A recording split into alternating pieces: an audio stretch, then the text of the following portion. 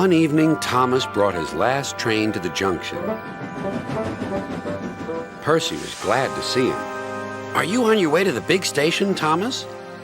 "Yes, I am. Why?" "Because I'm going there, too. I think something's up." Toby looked up at the sky. "Where?" "Not up there. Down here," laughed Thomas. "How can something be up when it's down?" Thomas was too excited to explain. "Bust my buffers! Look over there!" Mavis, Boko, Bill, Ben, Donald, Oliver, and Douglas paraded past. "Good evening, you three," whistled Donald. "Aren't we all a fine sight?" "Very splendid indeed," admired Toby. "Sorry we can't stop. Sir Topham Hatt wants us all together at the station." "What is this about?" asked Thomas.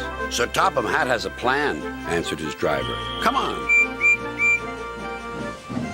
So they followed the other engines to the big station at the end of the line.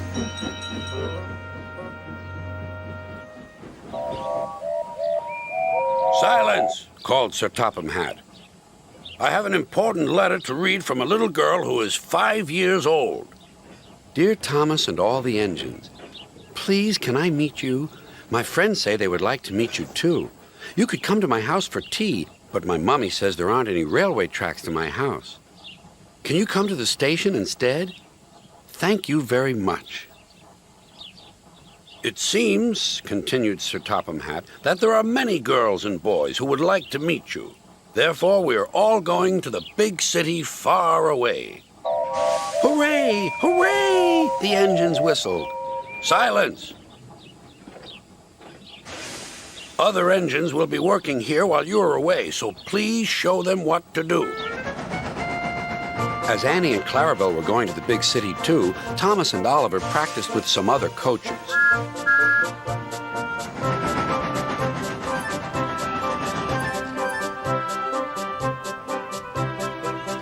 Thomas grew more and more excited. Too excited for his own good. "I'm glad I'm a splendid engine," he puffed. "Sir Topham Hatt thinks I'm really useful. I had a race with Bertie once. I whooshed through the tunnel and stopped an inch from the buffers." Then Thomas made his mistake. "Just like this," he boasted.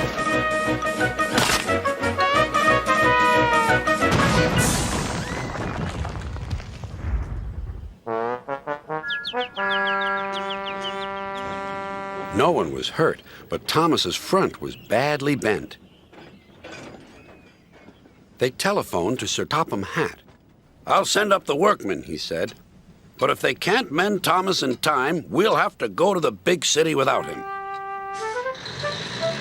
Poor Thomas. 8 o'clock next morning, the engines waited at the junction. Toby and Percy were each on a truck, and Duck had pushed them into place behind Edward. Gordon, James, and Henry were waiting to lead off. They whistled impatiently. Sir Topham Hatt looked at his watch. "I'll wait 1 more minute for Thomas, then we have to go."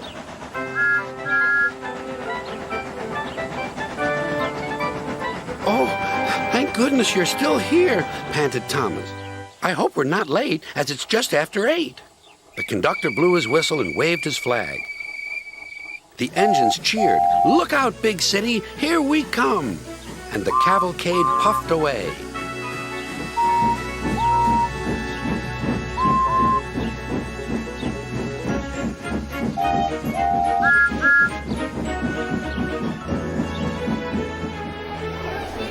Later in the big city, all the engines were lined up in a splendid shed.